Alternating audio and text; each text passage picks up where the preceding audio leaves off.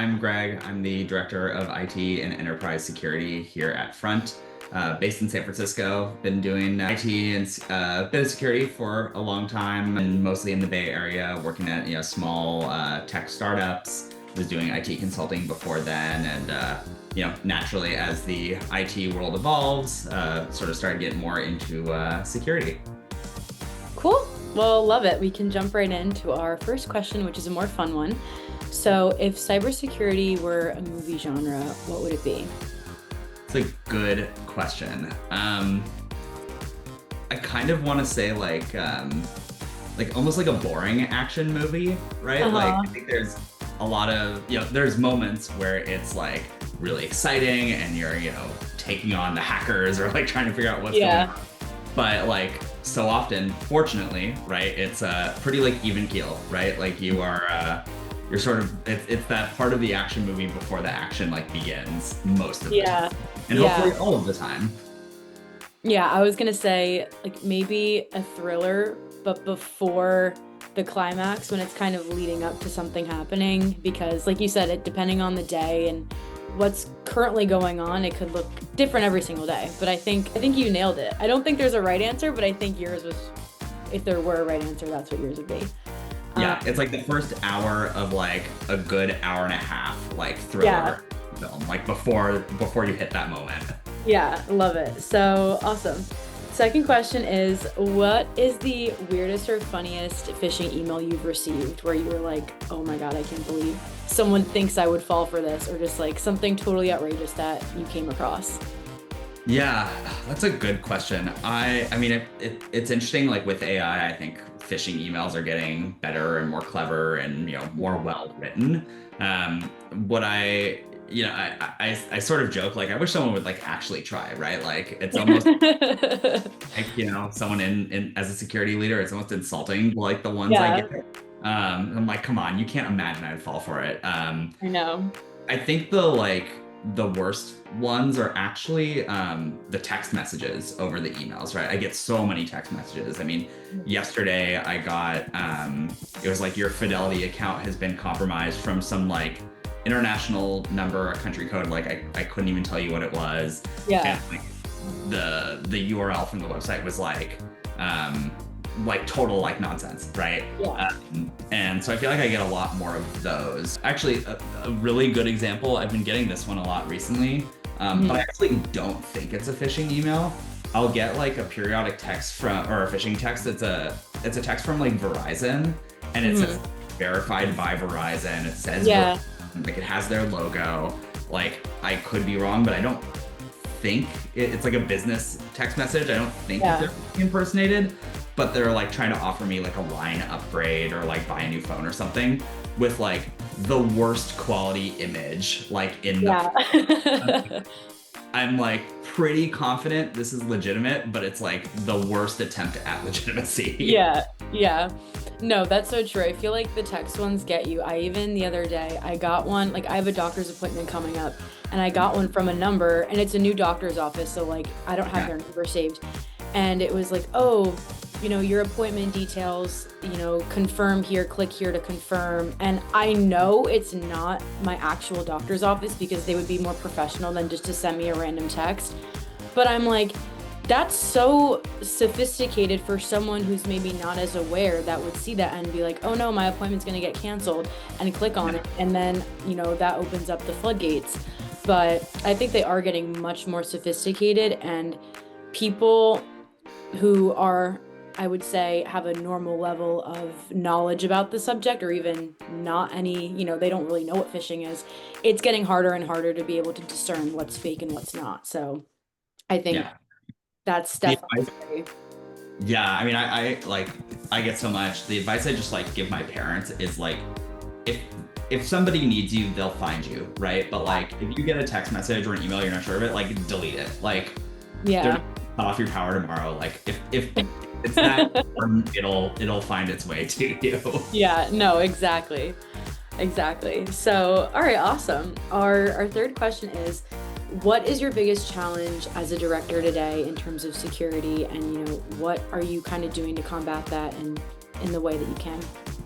Yeah, I'd say I think the biggest thing, and probably everyone's answer recently, is probably AI, right? Like, um, for most of my career, it's like make sure people aren't sharing stuff through Google Drive, or like aren't going to malicious websites, aren't installing like malware, Yeah, yeah.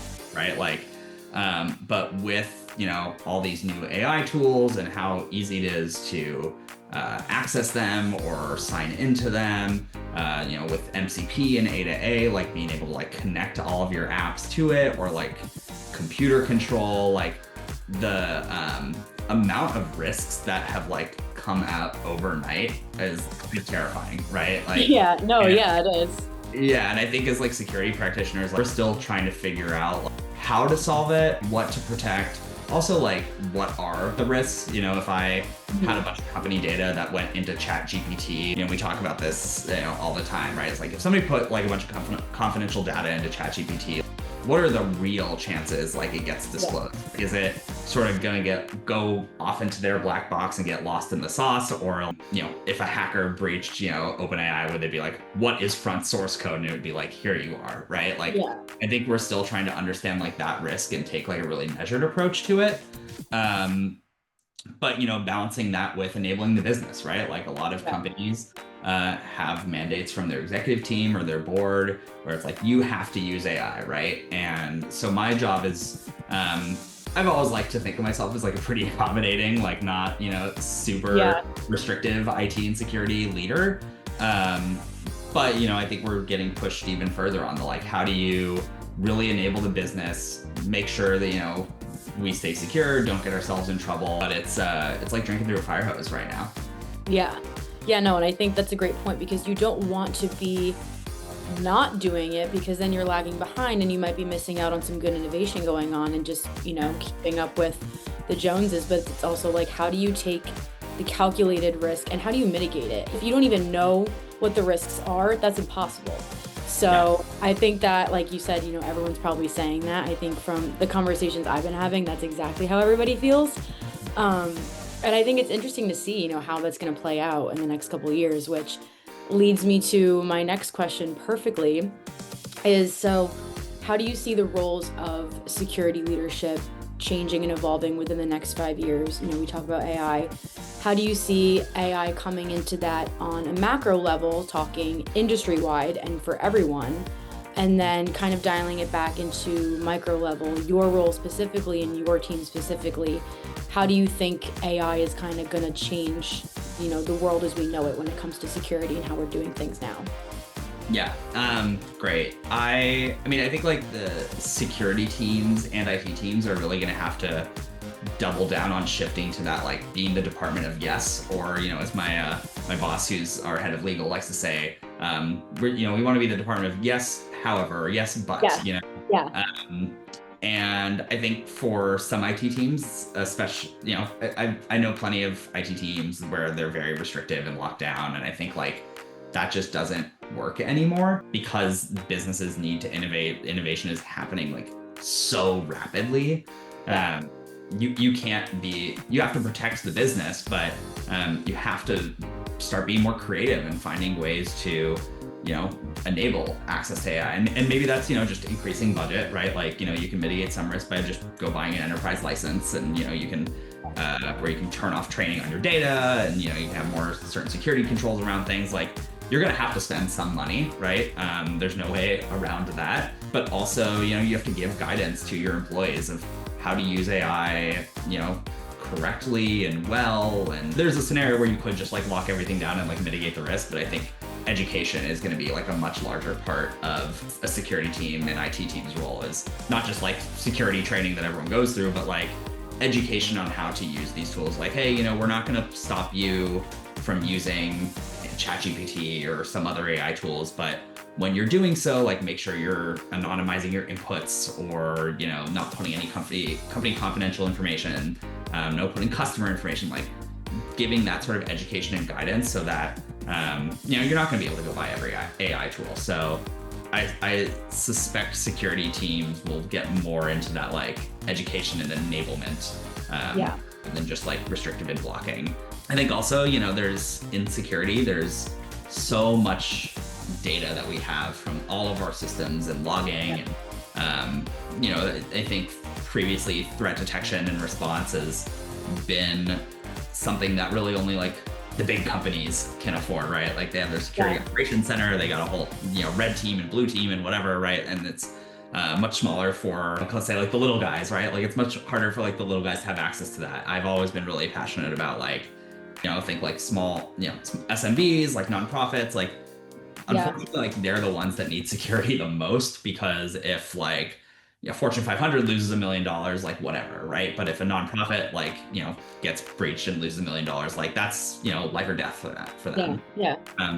And I think the AI has that ability to like really bring security to the little guys. We, with all of our logging, we have so much data. Like, how can AI help us get insights from that, detect risks and threats without having to employ, a 20-person SOC team or something like that? So I'm really excited to see how AI sort of democratizes security.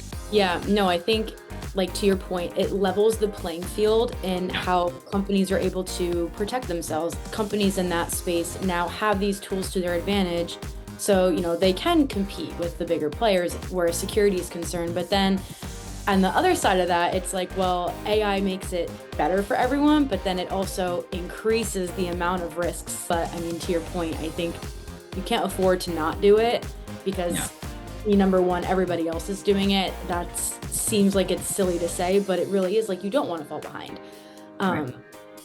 So yeah, I think time will tell. I think you have some good takes on that. I never really thought about it leveling the playing field for those smaller companies, but it is so true, because things are more easily available now. That's just how it is. Yeah, and I mean, I started my career, in consulting. We worked with a lot of like education and nonprofit clients, right? And the people of those companies or those organizations are really focused on like bettering the world and doing good. Like, they're not technical people. They're, social workers or, doctors or whatever.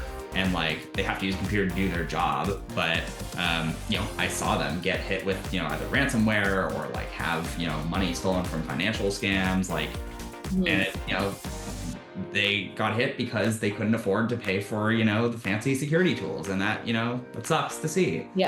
Especially when they're trying to do, the most good in the world. So I hope to see AI really like democratize and make that, lower the bar, level the playing field for, security of all organizations. Cool. Well, I think that was all the questions I had. Thank you so much for joining us. I feel like we had some really good insights, and I'm excited for everyone to see and kind of see our takes, because I feel like they're very popular ones, but no one's really saying them. So thank you again, Greg. Awesome. No, thanks for having me, Melissa. It's great chatting.